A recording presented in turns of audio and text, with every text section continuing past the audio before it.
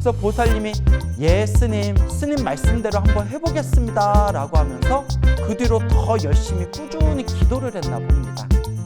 4개월 정도 지났을 때 어느 날 보살님이 저에게 이런 말씀을 하시더라고요. 오늘도 여러분들께 아주 재미난 불보살님의 가피 이야기를 전해드릴까 합니다. 소나무에 굉장한 애청자인 보살님이 계십니다. 이 보살님께서 원래 불교에는 큰 관심이 없다가 소나무를 보시고 나서 마음에 큰 불심이 생겨가지고 지금 아주 열심히 기도하고 정진하시는 그런 불자이신 보살님이 계십니다. 이 보살님이 한창 열심히 기도할 때는 법화경을 사경했는데 하루에 12시간을 사경한 적이 있었답니다. 여러분, 법화경을 하루에 12시간을 쉬지 않고 사경한다는 게 절대 쉬운 일이 아니거든요. 그래서 제가 보살님께 아니 어떻게 하루에 12시간을 사경하셨어요? 라고 여쭤보니까 보살님이 웃으면서 하시는 말씀이 스님, 쓰다 보면 너무 재밌어서 너무 부처님 가르침이 좋아서 저도 모르게 쓰다 보니까 12시간을 쓰게 되었습니다 하시던 그런 불자님이 계십니다. 그렇게 법화경을 하루에 아주 많이 여러 번 쓰시면서 부처님의 굉장히 큰 가피도 여러 번 체험하신 그런 보살님이 되십니다. 이 보살님이 요새는 법화경을 너무 많이 사경하다 보니까 손목도 아프고 어깨가 너무 아파가지고 법화경 사경은 하루에 한 1시간이나 2시간 정도만 사경하시고 요새는 대신 신묘장구 대다라니 기도를 열심히 하신다고 합니다. 그래서 제가 어떤 기도이든 결국 하나로 통하니까 지금 어깨도 아프시고 손목도 아프시니까 사경하는 것은 조금 줄이시고 그 신묘장구 대다라니 기도 열심히 하셔도 된다라고 말씀을 드렸죠. 이 보살님께서 얼마 전에 경험하신 체험담이 되겠습니다. 몇 개월 전에 보살님께서 저에게 상담을 해오셨습니다. 보살님께서 하시는 말씀이 당신이 개 2마리를 키우고 있답니다. 그 조그만 개 2마리를 키우고 있는데 한 마리는 어미개고 한 마리는 새끼 강아지라고 합니다. 그런데 이 새끼 강아지가 갑자기 피를 토하고 혈변을 막 내쏟고 그리고 막 하혈을 하면서 핏덩어리를 쏟아내는데 너무 놀래가지고 동물병원에 갔더니 의사 선생님이 장염인 것 같습니다 라고 하면서 약을 지어주더랍니다. 근데 약을 먹어도 오히려 상태가 더 악화되면서 전혀 나을 기미가 없더라고 합니다. 그래서 너무나 보살님이 걱정이 돼서 여러 병원을 다니면서 아무리 치료를 해도 이 새끼 강아지가 도저히 낫질 않고 상태는 건강은 더욱더 악화됐다고 합니다. 생각해 보십시오. 그 주먹만한 강아지가 막 피를 토하고 혈변을 내쏟고 그리고 자꾸 하혈을 하고 막 그냥 피를 막 자꾸 쏟아내다 보니까 주인 입장에서 얼마나 애타게 가슴이 아프고 얼마나 걱정이 되겠습니까? 보살님이 여러 병원을 다녀도 전혀 진전이 없으니까 주변에서 차라리 안락사를 시키는 게 어떻겠냐라는 권유도 받았다고 합니다. 그래서 개를 키우는 입장에서 보살님이 저에게 상담하시기를 스님, 요 강아지가 너무 힘들어하고 괴로워하는 게 너무나 제가 보는 게 가슴이 찢어지게 아픕니다. 너무 강아지가 불쌍합니다. 아무리 병원에 가도 나을 기미도 없고 병원에서도 왜 아픈지 정확하게 병명을 찾지를 못하고 있습니다. 스님, 이럴 바에야 강아지가 너무 괴로워하고 아파하는데 그냥 편안하게 안락사를 시킬까요? 어떻게 할까요? 라고 저에게 상담을 하시더라고요. 그래서 제가 잠시 고민을 한 뒤에 이렇게 말씀을 드렸습니다. 보살님, 안락사는 최후의 방법인 것 같습니다. 보살님 지금 기도 열심히 하고 계시니까 차라리 기도를 하면서 부처님께 이렇게 발언을 하십시오. 부처님께 기도하면서 어떻게 발언하냐 하면 부처님, 우리 강아지가 너무 불쌍합니다. 강아지가 아직 세상과 인연이 있다면 빨리 강아지가 건강하게 해주시고, 강아지가 이 세상과 인연이 다했으면 더 이상 고통 없이 빨리 이 강아지를 데려가 주십시오. 부디 부처님, 우리 강아지가 더 이상 고통당하지 않게 해주십시오 라고 이렇게 부처님께 발언하면서 기도해 보세요 라고 제가 권유를 했습니다. 그래서 보살님이 예 스님 말씀대로 한번 해보겠습니다 라고 하면서 그 뒤로 더 열심히 꾸준히 기도를 했나 봅니다. 4개월 정도 지났을 때 어느 날 보살님이 저에게 이런 말씀을 하시더라고요. 스님, 저 가피 받았습니다. 저 드디어 가피 받았습니다 라고 말씀하시더라고요. 그래서 제가 왜 무슨 좋은 일이 있었습니까? 라고 여쭤보니까 보살님이 이런 말씀을 하시는 겁니다. 스님, 제가 한창 기도를 하다가 꿈을 꾸었는데 꿈속에서 생생하게 우리 광우 스님이 나타나셨습니다 이러더라고요. 광우 스님이 나타나셨습니다. 그래서 제가 속으로 내 꿈에 찾아간 적이 없는데 왜 꿈에서 나를 봤을까? 근데 보살님이 하시는 말씀이 광우 스님이 딱 나타나셨는데 광우 스님 양쪽 옆에 하얀색 옷을 입으신 분들이 오른쪽에 3분, 왼쪽에 3분, 그래서 6분의 하얀색 옷을 입은 분이 같이 나타나셨습니다 라고 하시더라고요. 그러면서 보살님 말씀이 그런데 스님 신기한 게 하얀색 옷을 입은 분들 얼굴이 다 짐승머리였습니다 라는 겁니다. 그 가운데 광우 스님이 나타났고 양쪽에 하얀색 옷을 입은 분 3분씩 6분이 나타나셨는데 그 하얀색 옷을 입은 분들 얼굴이 다 무슨 머리였다? 다 짐승머리였다는 겁니다. 그래서 광우 스님이 쓱 자기한테 다가오더니 그 스님이 이제 강아지가 좀 어떻습니까? 라고 묻더랍니다. 강아지가 좀 어때요? 라고 광우 스님이 물으니까 요 보살님이 예, 우리 강아지가 아직도 아파요 라고 말씀하시더라고요. 그때 광우 스님이 싹 웃으면서 미소를 환하게 지으면서 이제는 괜찮을 겁니다. 이제는 앞으로는 괜찮을 겁니다 라고 환한 미소를 지으면서 눈에서 탁 눈을 뜨니까 그게 다 한바탕 꿈이었다고 합니다. 그래서 보살님이 신기하다 이게 무슨 꿈인가 하고 있는데 이미 여러분들은 눈치채셨죠? 그 꿈을 꾸고 나서 기가 막히게 그 강아지의 건강이 점점 호전되더니 지금 완벽하게 아주 건강하게 다시 정상으로 건강을 되찾았다고 합니다. 자, 자료 사진 한번 보실까요?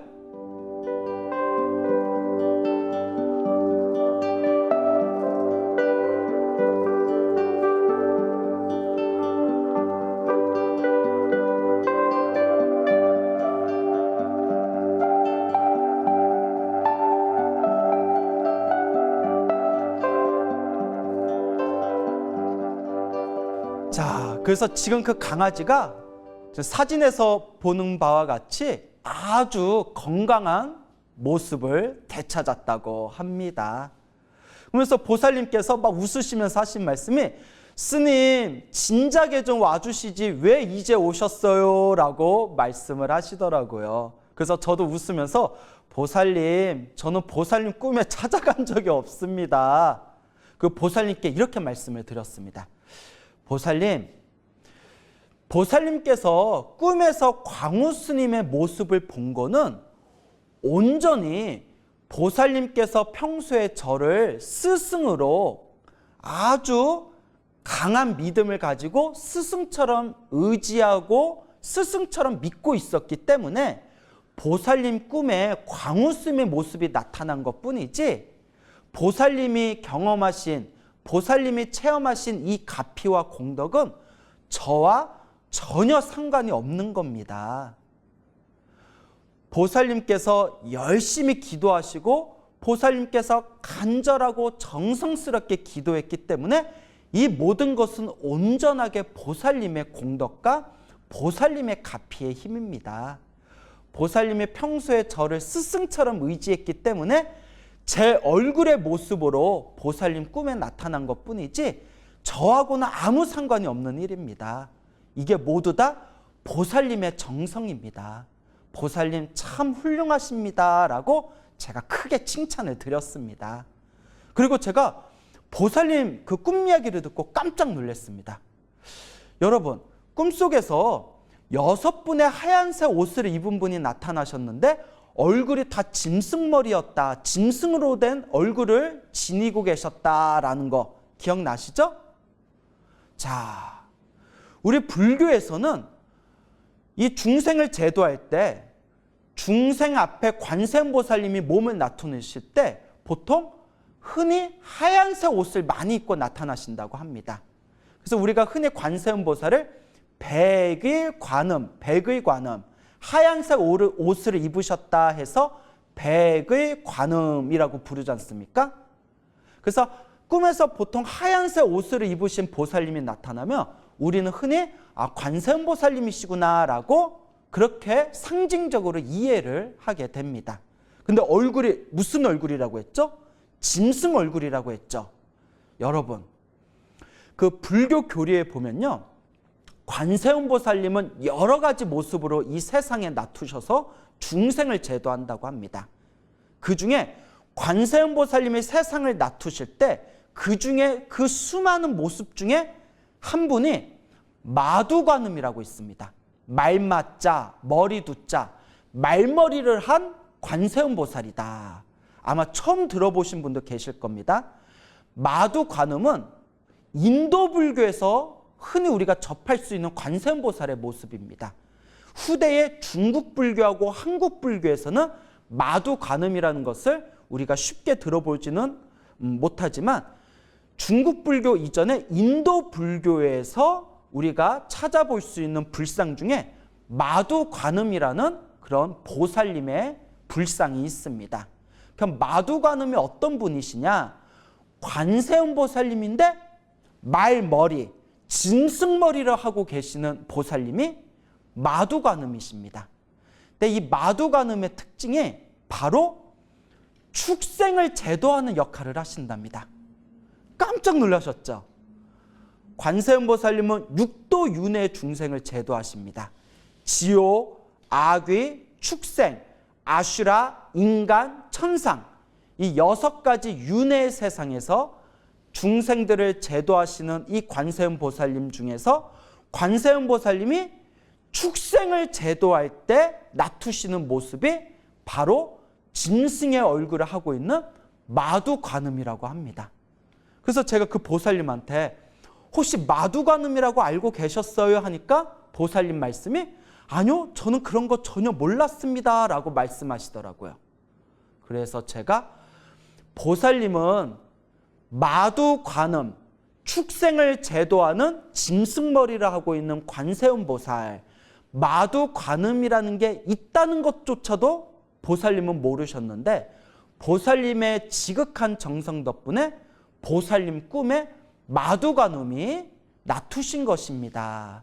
보살님의 정성 덕분에 보살님의 강아지를 치유해 주기 위해서 마두관음께서 보살님 꿈에 찾아오셨나 봅니다 라고 제가 보살님께 웃으면서 말씀을 드렸습니다. 너무 놀랍지 않습니까? 흔히 불교를 가리켜서 깨달음의 종교, 지혜의 종교라고 합니다. 그래서 흔히 불교를 교리로만 이해하고자 하시는 분들, 불교를 지식으로만 이해하고자 하는 분들은 이 부처님 경전에 나와 있는 수많은 보살님과 수많은 부처님의 가피와 영험에 대해서 부정적으로 생각하는 분들이 계십니다. 그것은 어리석은 반쪽 생각입니다. 부처님과 보살님께서는 모든 중생을 제도하겠다는 서원을 세우셨고 이 사바세계에서 고통받고 있는 중생들을 위해서 끊임없이 가피를 내려주고 계십니다. 그리고 2600년의 이 불교의 거대한 역사 속에서 부처님을 믿고 보살님을 의지해서 열심히 기도하고 염불하고 수행해서 실제로 이 불보살님의 신비한 가피와 영험을 완연하게 체득하신 불자님들이 역사 속에 헤아릴 수 없을 정도로 수없이 많습니다. 불교를 이해하실 때, 우리가 대승의 불법을 이해할 때 불보살님의 자비와 불보살님의 가피를 제외하고는 이 대승의 가르침을 제대로 이해하기가 어렵습니다. 대승경전의 모든 내용은 불보살님의 지혜와 자비, 중생을 향한 연민심으로 간곡하게 중생들을 깨달음의 길로 이끌어주고 행복의 길로 이끌어주기 위한 불보살님의 간곡하고도 정성스러운 자비의 말씀이 담겨 있는 게 바로 대승의 경전입니다. 그리고 대승경전에서는 분명히 불보살의 가피는 있다라고 증명하고 선언하고 계십니다. 그러니 우리 불자 여러분, 결코 불보살님의 가피를 의심하지 마십시오. 어떤 불자분이 저에게 이런 질문을 하더라고요. 스님, 주변에 아무리 기도를 하라고 해도 열심히 기도를 하지 않는 사람들이 있습니다. 왜 그 사람들은 기도를 하면 좋다는 걸 알면서도 왜 기도를 열심히 하지 않는 걸까요? 그때 제가 웃으면서 이런 말씀을 드렸습니다. 글쎄요, 다만 불교에서는 이런 이야기가 있습니다. 전생에 너무 업장이 두꺼우면 이번 생에 아무리 좋은 이야기를 해줘도 알아듣지를 못하고, 아무리 기도를 하라고, 아무리 수행을 하라고 권유해도 제대로 기도하지 못하고 제대로 수행하려는 마음을 내지 못한다. 그러니 보살님, 우리가 이번 생에 사람으로 태어나 불법을 만나고 이번 생에 부처님을 믿고 의지하고 보살님의 자비를 믿고 의지하면서 수행하고 정진하고 열심히 기도할 수 있다는 것 자체가 우리가 전생에 참 복을 많이 지었구나, 전생에 성근이 있구나라는 바로 증거입니다. 그렇기 때문에 우리 불제자들은 오롯하게 부처님의 지혜와 자비를 믿고 의지하고 확신하면서 그냥 묵묵히 닦아나갈 뿐입니다 라고 말씀을 드렸습니다. 우리가 이 사바세계에서 살아가면서 우리 인생에는 수많은 즐거움도 있고 괴로움도 있습니다. 부처님께서는 분명히 말씀하셨습니다. 우리 앞에 펼쳐진 행복과 불행이라는 것은 결국 내가 지은 업의 결과일 뿐이다. 우리 앞에 펼쳐진 행복과 불행이라는 것이 모두 다 내가 지은 업보라는 것을 여실하게 꿰뚫어 보시기 바랍니다. 그리고 묵묵히 불보살의 가피를 의지하고 믿으시면서 항상 수행하고 정진해 나아가시기 바랍니다. 불보살의 가피와 불보살님의 지혜와 자비는 현재 진행형입니다. 믿고 의지하시고 잘 닦으셔서 여러분들의 행복을 찬란하게 꽃피우시기 바랍니다.